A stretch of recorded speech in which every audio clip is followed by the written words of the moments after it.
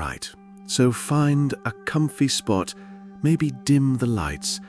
We're going to take a nice, slow wander through one of the biggest and weirdest ideas in the entire universe: black holes. The name itself is a bit dramatic, maybe even sounds a little spooky, but I promise the reality is far more interesting than just a scary void. It's more, whoa, the universe is a seriously bizarre place, than, there's a monster under the bed. Tonight, we're going to be cosmic tourists, taking a gentle, unhurried look at what these things are, where they come from, and why scientists find them so utterly captivating, all without needing a calculator or a physics degree. So, to tell the story of a black hole, you have to start in the right place. And that place isn't darkness. It's actually the most brilliant, most ridiculously oversized things you can imagine: giant stars.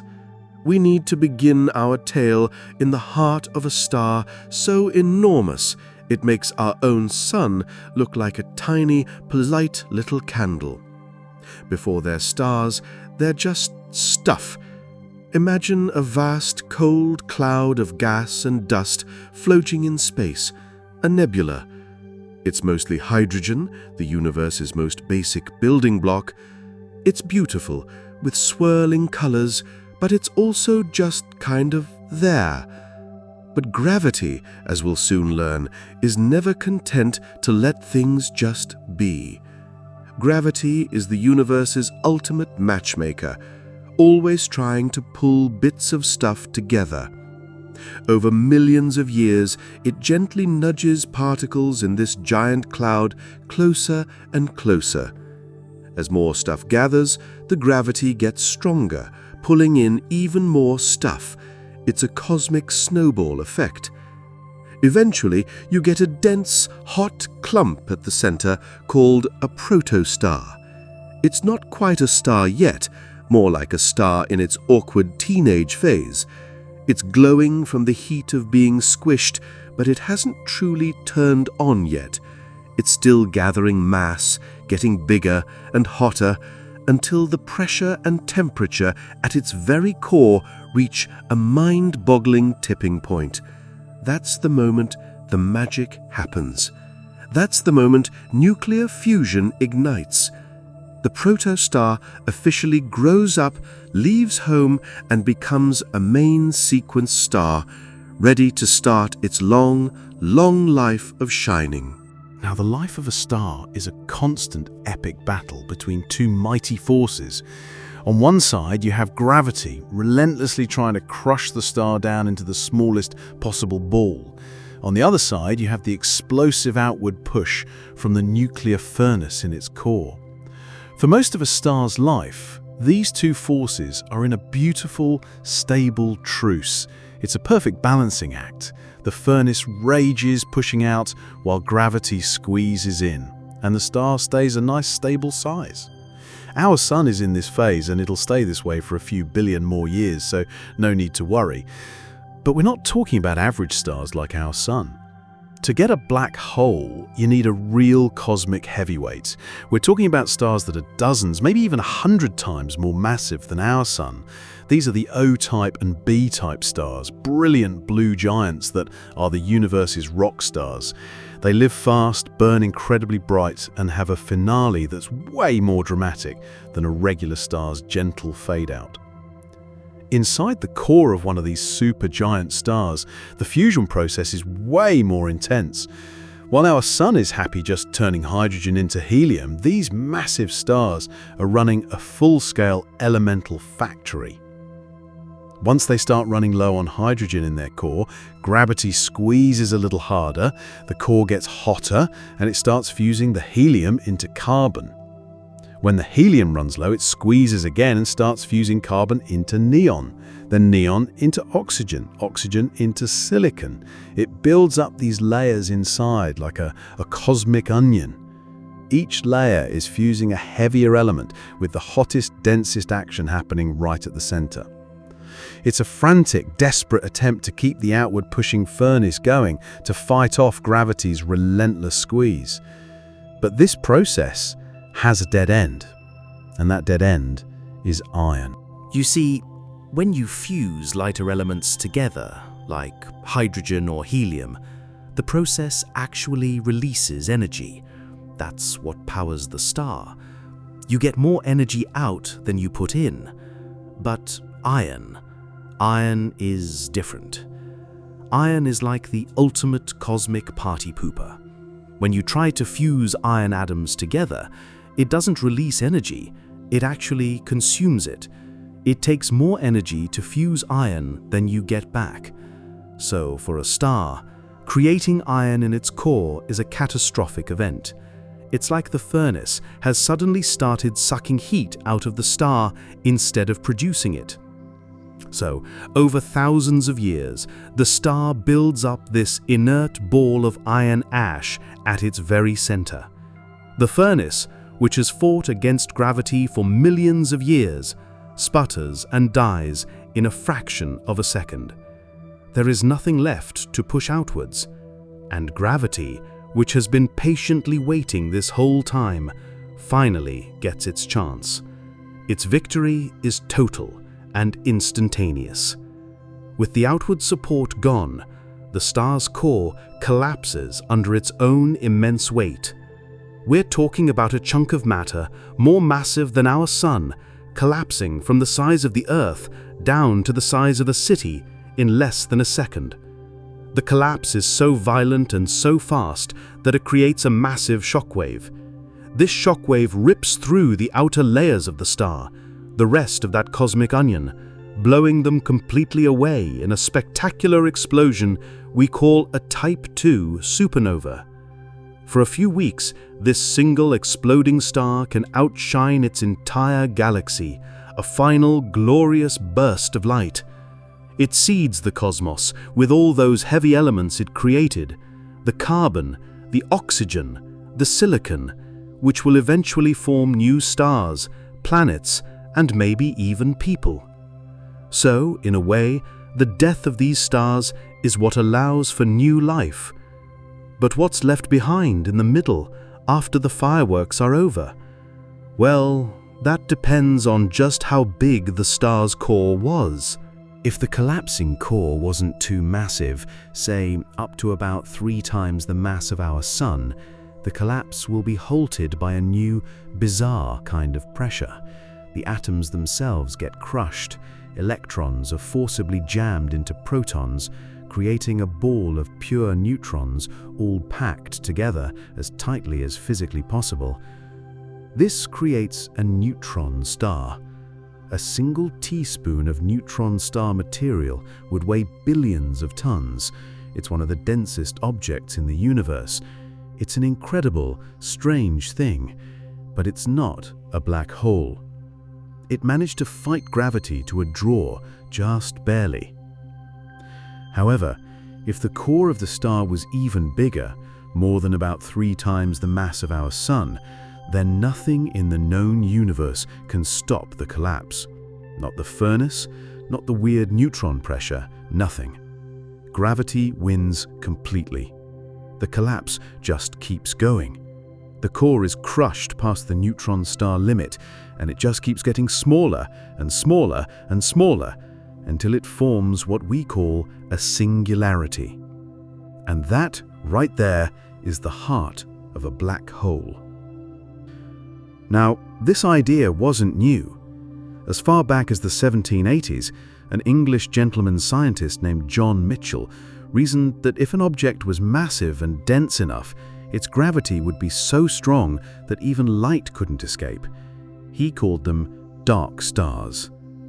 It was a brilliant piece of reasoning, but it was just a theory. Then, in the early 20th century, Einstein came along with his theory of general relativity, which described gravity as a curvature of space-time. It was a revolutionary idea. A German physicist named Karl Schwarzschild was one of the first to solve Einstein's complex equations, and he did it while serving on the front lines in World War I, which is just mind-boggling.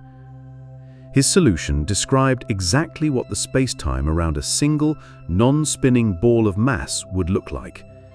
And deep within his math, it showed that if you squeezed that mass down into a small enough space, the curvature of space-time would become infinite. It would, in effect, tear a hole in the fabric of the universe. Einstein himself hated this idea. He thought it was just a mathematical quirk, something that wouldn't actually happen in the real world. But the math was stubborn. Schwarzschild had calculated a critical size for any given mass, a size that we now call the Schwarzschild radius. Think of it as an object's personal space bubble of doom. If you can squeeze an object down until it's smaller than its own Schwarzschild radius, gravity becomes so overwhelmingly dominant that the object is doomed to collapse into a singularity. For the Earth, that radius is about the size of a peanut. For our Sun, it's about 3 kilometers. Luckily for us, there's no natural way for the Earth or the Sun to be squeezed that small. But for the core of a dying supergiant star, that's exactly what happens. This critical boundary, this Schwarzschild radius, defines the black hole's most famous feature, the event horizon. It's not a physical surface you could wrap your knuckles on. It's an invisible, one-way door. It's the point of no return. Once anything, a spaceship, a planet, a beam of light crosses the event horizon, it can never, ever get back out. It's caught by the black hole's gravity for good. So let's try to imagine what that's like. If you were in a spaceship, watching your brave and very foolish friend fly towards a black hole, you'd see some weird things. As they got closer to the event horizon, their clock would appear to you to tick slower and slower. Their ship would seem to get redder and dimmer, and they would appear to slow to a complete stop right at the edge, frozen in time for all eternity, slowly fading from view. But for your friend, time would be passing normally. They wouldn't feel themselves freezing at the edge. They would sail right across the event horizon without any bump or bang, blissfully unaware that they had just passed the point of no return. From their perspective, the journey continues. From your perspective, their story is over. It's one of those brain-bending paradoxes that relativity gives us. So, inside that event horizon, what's really going on? As we said, at the very heart of it all lies the singularity. This is the point where the crushed core of the dead star ends up. Our best theories say it's a point of zero volume and infinite density. Let's just pause and appreciate how utterly bonkers that sounds. All that mass, more than our entire sun, squished into a region smaller than an atom. In fact, smaller than anything.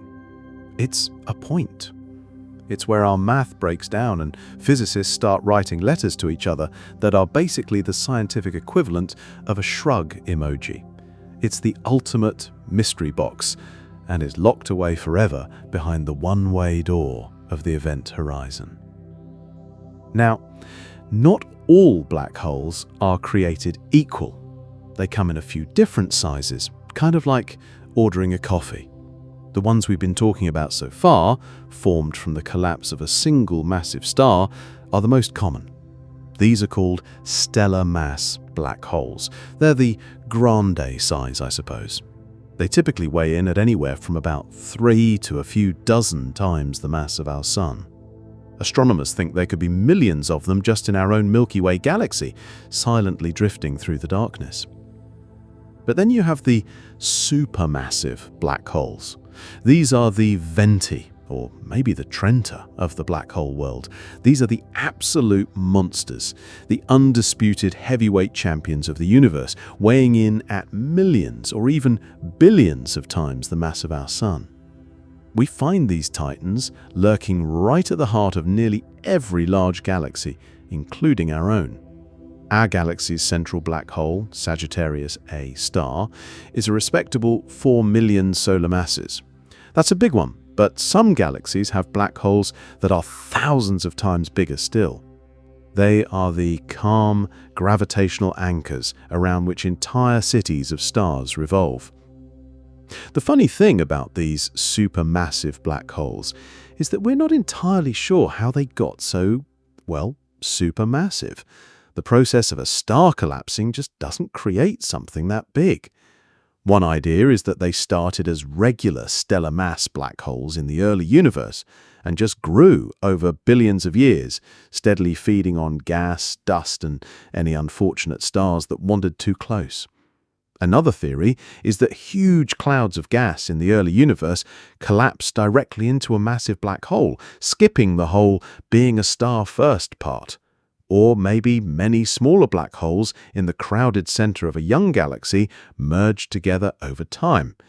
It's probably a mix of all three. It's one of the biggest puzzles in cosmology, and a lot of smart people are working on it. Then there's the elusive middle child of the family, the intermediate mass black hole. These are, as the name suggests, somewhere in between, maybe a few hundred to a few 100,000 solar masses. For a long time, we weren't sure if these even existed, but recently we found some very strong candidates, often hanging out in the hearts of smaller globular star clusters. They're a crucial missing link in understanding how the supermassive ones might have grown. And then finally, you have the weirdest, most hypothetical flavor of all, primordial black holes. These aren't formed from collapsing stars. The theory goes that these might have formed in the chaotic, ultra-dense conditions of the very first second after the Big Bang. Tiny fluctuations in density could have been so extreme that some regions just collapsed directly into black holes. These could be incredibly tiny, some perhaps with the mass of a mountain or an asteroid, but squeezed down to a size smaller than a proton. No one has ever proven they exist, but if they do, they could be floating all around us, and they might even help explain the mystery of dark matter. A truly wild thought. So, we have these different sizes of black holes, but they all share one key feature. They profoundly warp the space-time around them. Let's go back to that analogy of space-time as a giant, stretchy trampoline. Most objects, like our Sun or the Earth, place a little dip in it. Planets roll around the Sun's dip, which is what we call an orbit. But a black hole doesn't just create a dip. It creates a puncture. It's a well so deep that its sides are perfectly vertical.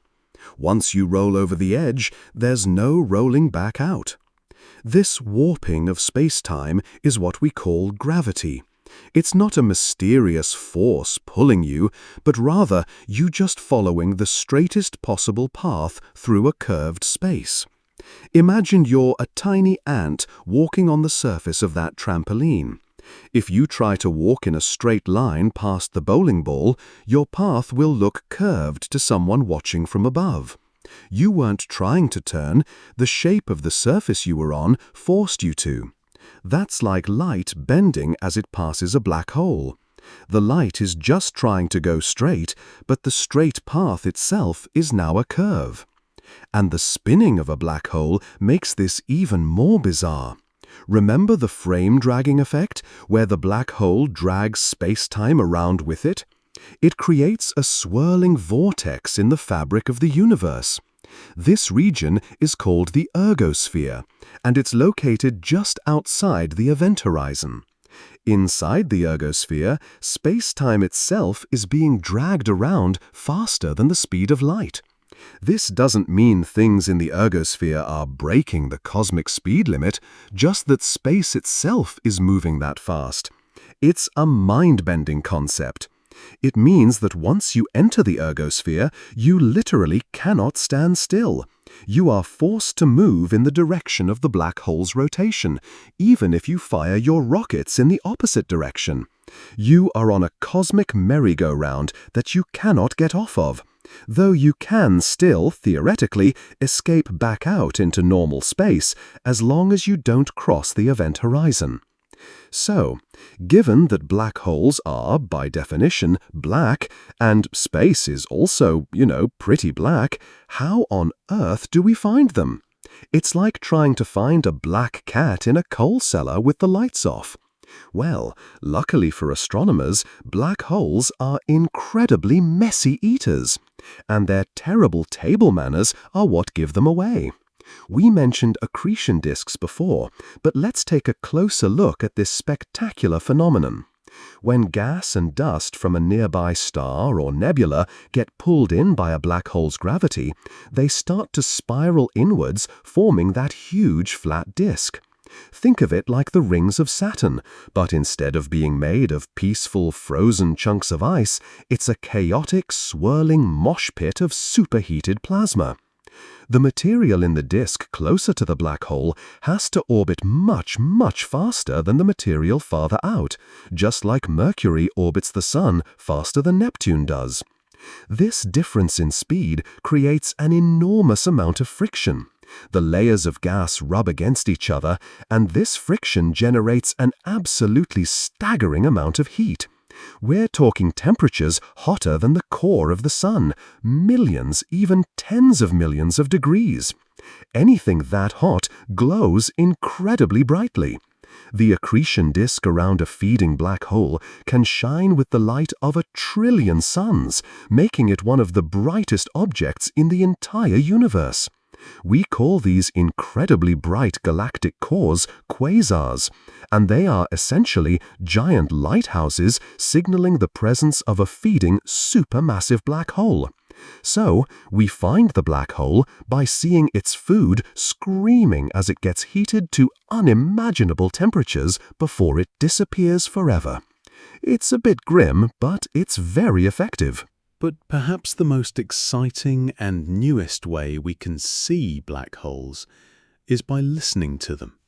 Not with our ears, of course, but by detecting gravitational waves. Einstein's theory also predicted that when massive objects accelerate through space-time, they should create ripples in its fabric, like boats creating wakes in a pond. These ripples, called gravitational waves, stretch and squeeze space-time itself as they pass by. For most of the 20th century, this was just a theoretical idea. The effect was thought to be so incredibly tiny that we'd never be able to detect it.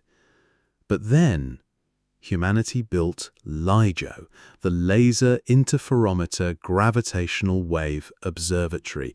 It's an incredible machine.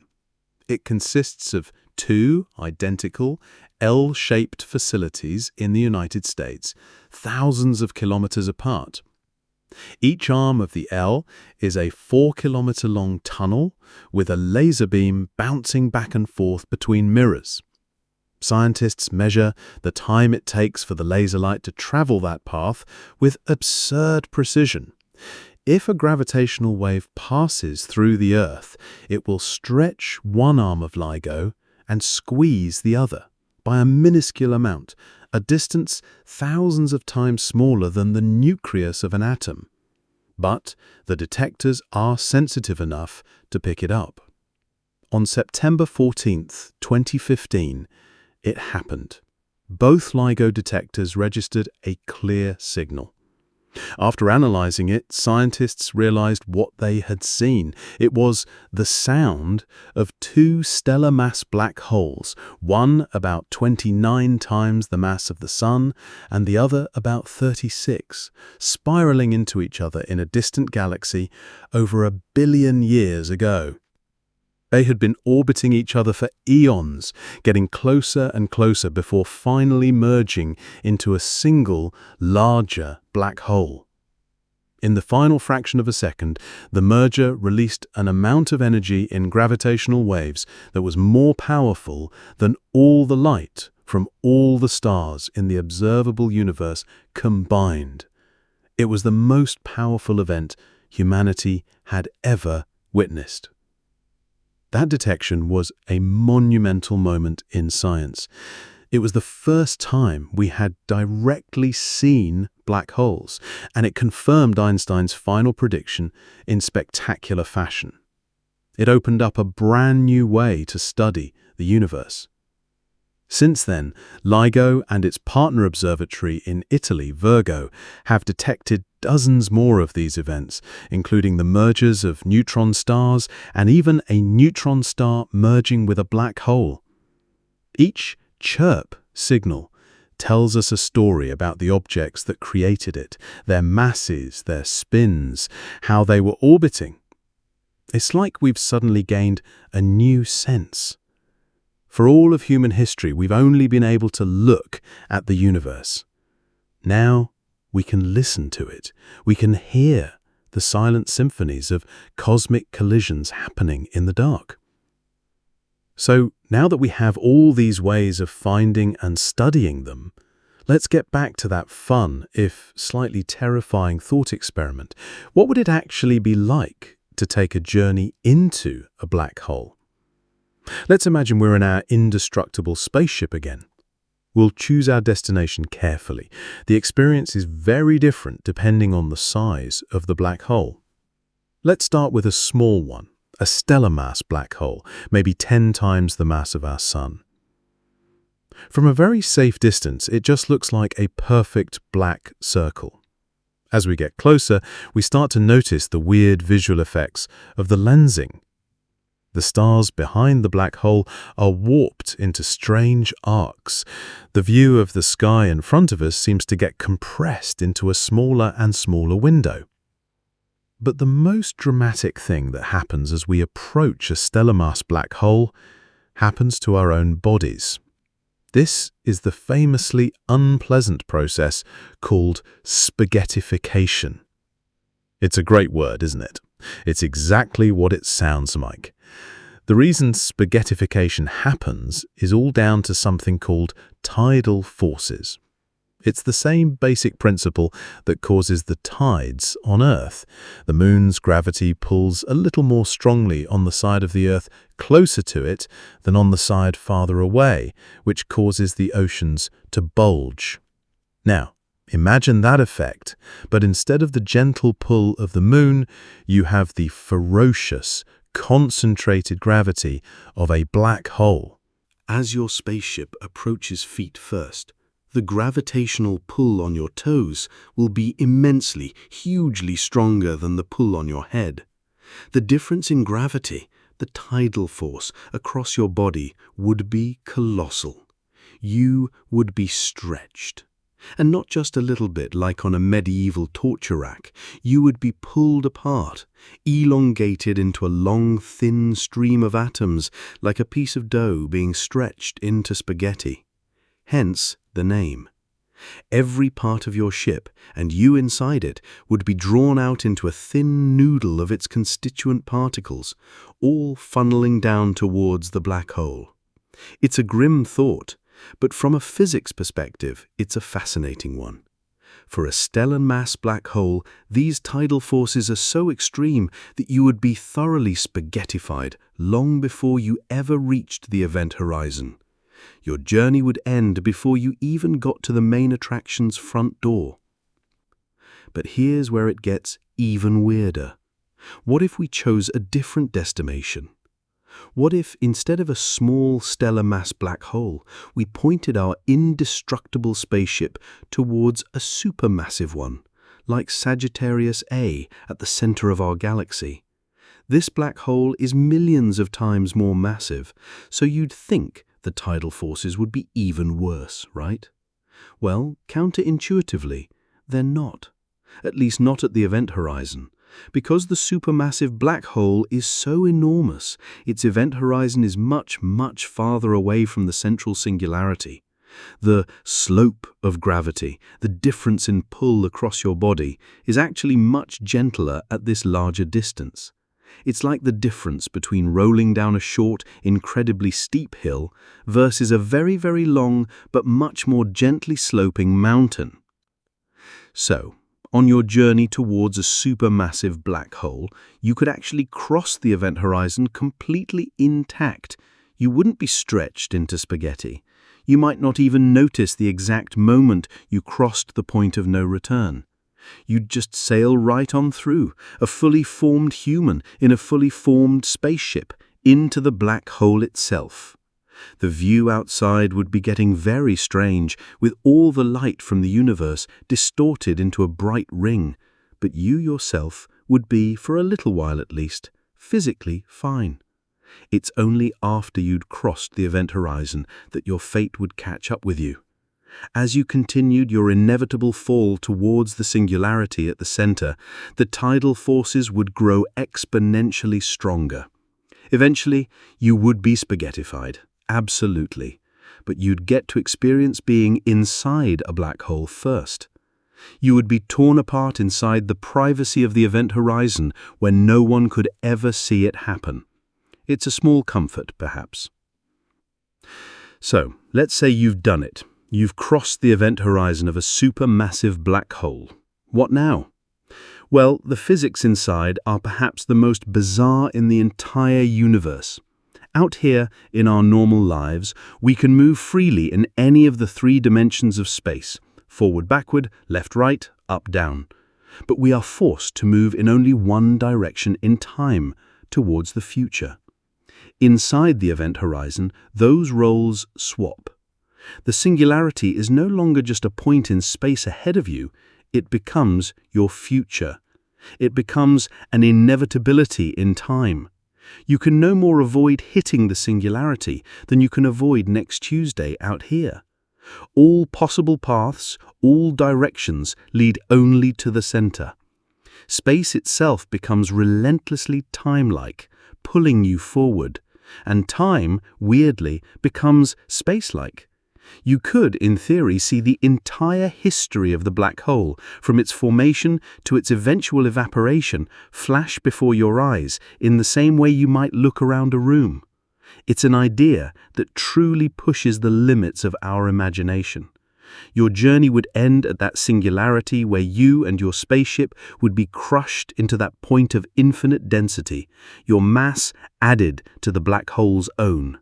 So we have this picture of black holes as these ultimate prisons, where everything that goes in gets crushed and its story ends. But as we touched on before, the great Stephen Hawking came along and made things even stranger. He showed us that black holes aren't perfect prisons, they leak.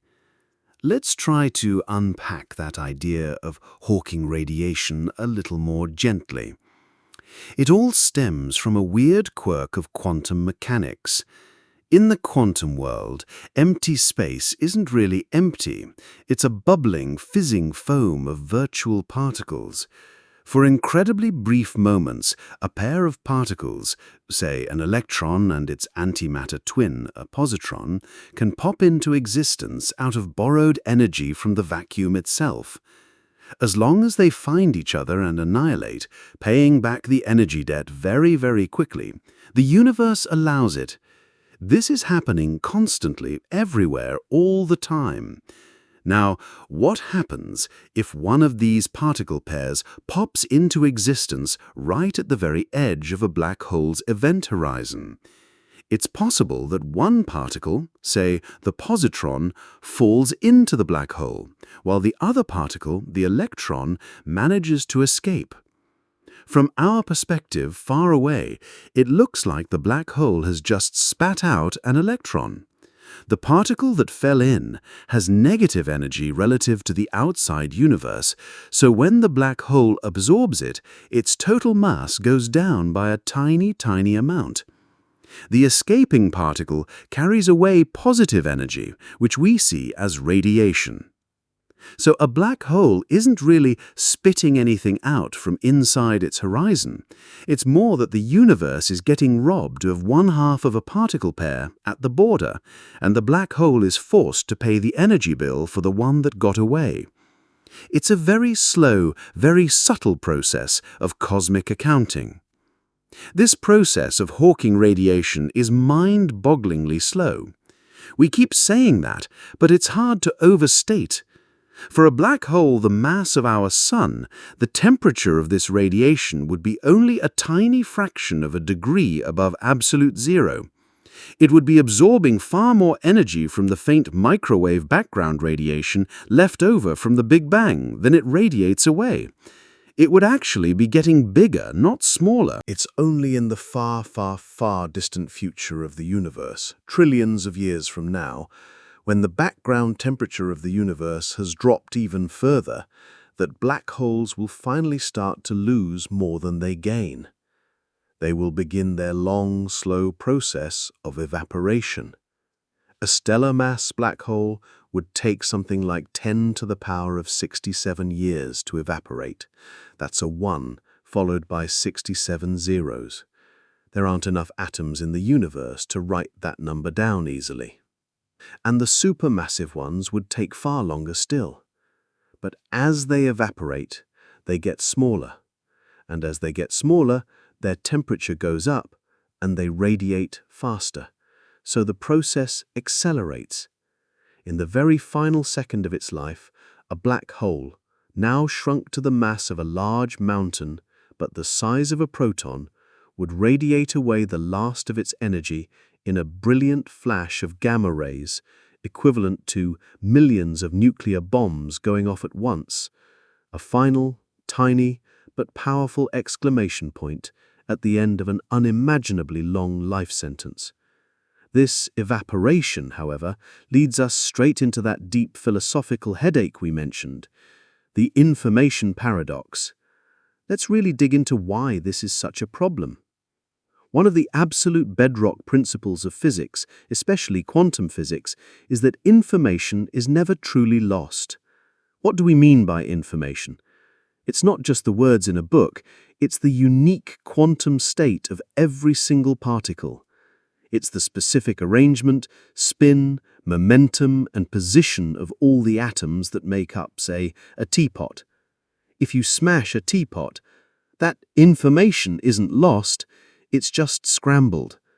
A physicist with an infinitely powerful supercomputer could, in theory, track every single shard and speck of dust and figure out that it once formed that exact teapot.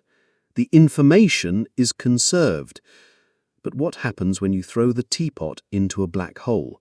It seems like all that unique, specific information about the teapot just gets wiped clean. The black hole, according to the classic theories, doesn't care if it swallowed a teapot, a star, or a dust bunny. It only cares about the mass, spin, and charge it has. All the intricate details about the teapot are seemingly gone forever, hidden behind the event horizon, and then destroyed in the singularity. This was fine, if a little unsettling, when we thought black holes were eternal prisons. The information was just locked away. But if Hawking was right and black holes eventually evaporate, what happens then? The radiation that comes out seems to be completely random and thermal. It doesn't seem to contain any of the detailed information about the teapot that fell in. So when the black hole completely disappears in that final flash of light, the information about our teapot appears to have been permanently erased from the universe. This is a huge no-no in physics. It violates fundamental principles. It's a paradox. It means either our understanding of quantum mechanics or our understanding of gravity, or both, is wrong. Physicists have been wrestling with this paradox for decades. Stephen Hawking himself initially believed the information was truly lost, which sent shockwaves through the theoretical physics community.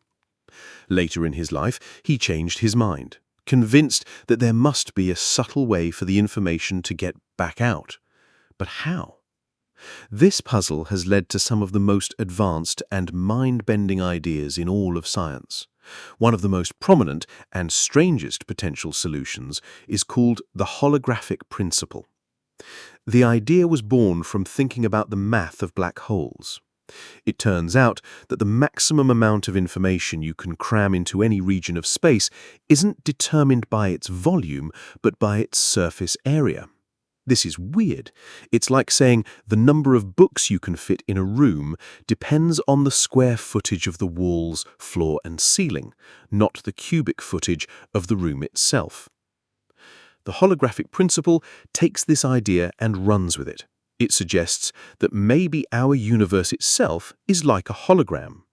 Maybe all the rich, detailed, three-dimensional reality that we experience is actually just a projection of information that is stored on a distant two-dimensional surface that surrounds us. It sounds completely insane, like something out of a movie, but the math in certain theoretical models actually works out. If this were true, it could solve the information paradox. The information about our teapot never truly enters the 3D black hole. Instead, it gets smeared out and encoded on the 2D surface of the event horizon. Then, as the black hole evaporates, that information is slowly and subtly encoded back into the outgoing Hawking radiation, perfectly preserved, just very, very scrambled.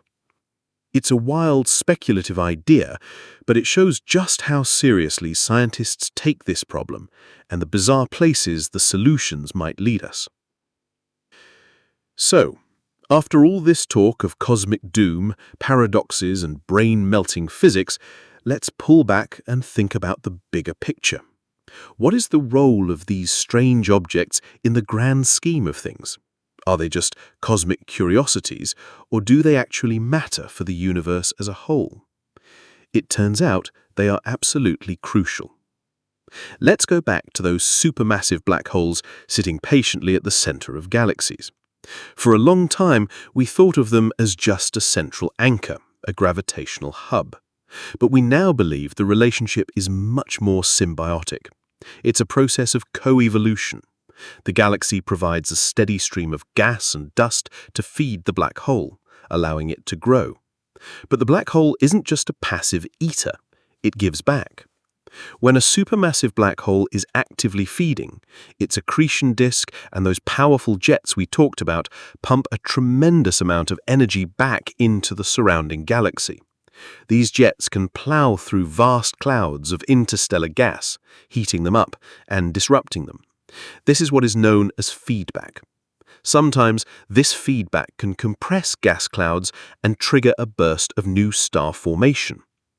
Other times, especially if the jets are very powerful, they can blow the gas right out of the galaxy, effectively shutting down star formation for millions of years. So, the black hole acts as a kind of galactic thermostat, a cosmic gardener. It regulates its own growth and the growth of its host galaxy. It ensures the galaxy doesn't burn through all its star-forming fuel too quickly. This delicate dance between the galaxy and its central black hole is one of the most active areas of research in astronomy today. It seems you can't understand how a galaxy lives and breathes without understanding the giant sleeping at its heart. And there's an even more personal connection we have to these events. Remember how stellar mass black holes are born? In the fiery death of a massive star, a supernova. That explosion doesn't just create a black hole, it's also the primary way the universe creates and spreads heavy elements. The hydrogen and helium from the Big Bang are great, but you can't make planets, oceans, or people out of just hydrogen and helium. You need heavier stuff. You need carbon, oxygen, nitrogen, and iron. And where do those elements come from? They are forged inside the cores of those massive stars, in that cosmic onion we talked about. The very iron in your blood, the calcium in your bones, the oxygen you are breathing right now was all created in the heart of a star that lived and died billions of years ago. That final supernova explosion, the one that left behind a black hole or a neutron star, is what scattered those precious, life-giving elements across the galaxy. They mixed with interstellar clouds, which then collapsed to form new star systems, including our own. So the same cataclysmic event that gives birth to a black hole is also what provides the raw materials necessary for life as we know it. We are, in a very literal sense, made of stardust. We are the children of supernovae. Our existence is fundamentally linked to the life and death of the very stars that create these enigmatic objects. It's a beautiful and humbling thought, connecting our quiet lives here on Earth to the most violent and powerful events in the cosmos. Finally, let's talk about actually seeing one. For decades, everything we knew was indirect. But in the 2010s, an audacious project called the Event Horizon Telescope set out to change that. The Event Horizon Telescope, or EHT, is one of the most brilliant and audacious projects in the history of science. The challenge is immense. A black hole's event horizon is actually incredibly small in the sky. Even the biggest ones, like the supermassive black hole at the center of our own galaxy, Sagittarius A star, would appear in our sky about the same size as a donut placed on the surface of the moon. Seeing something that tiny requires a telescope with extraordinary resolving power. To do it, you would need a telescope roughly the size of the entire planet Earth. Since building a single telescope that big is, a little impractical, astronomers did the next best thing. They created a virtual one. The Event Horizon Telescope, or EHT, is one of the most brilliant and audacious projects in the history of science. The network of telescopes all pointed towards two main targets: our own galaxy's Sagittarius A star and the much larger, more active black hole at the center of a nearby giant galaxy called Messier 87, or M87. They collected a truly staggering amount of data, so much data in fact that it was too much to send over the internet. Instead, they had to physically ship hundreds of hard drives from all the telescope sites to central processing centers in the US and Germany. It was a slow, nerve-wracking process. One team at the South Pole had to wait for winter to end before they could even fly their hard drives out. Once all the data was collected, the real work began. The team had to painstakingly calibrate and stitch it all together. It's not like a regular camera where you just get a picture. The EHT only samples little bits of the light. The team had to use sophisticated algorithms to reconstruct an image from that sparse, noisy data.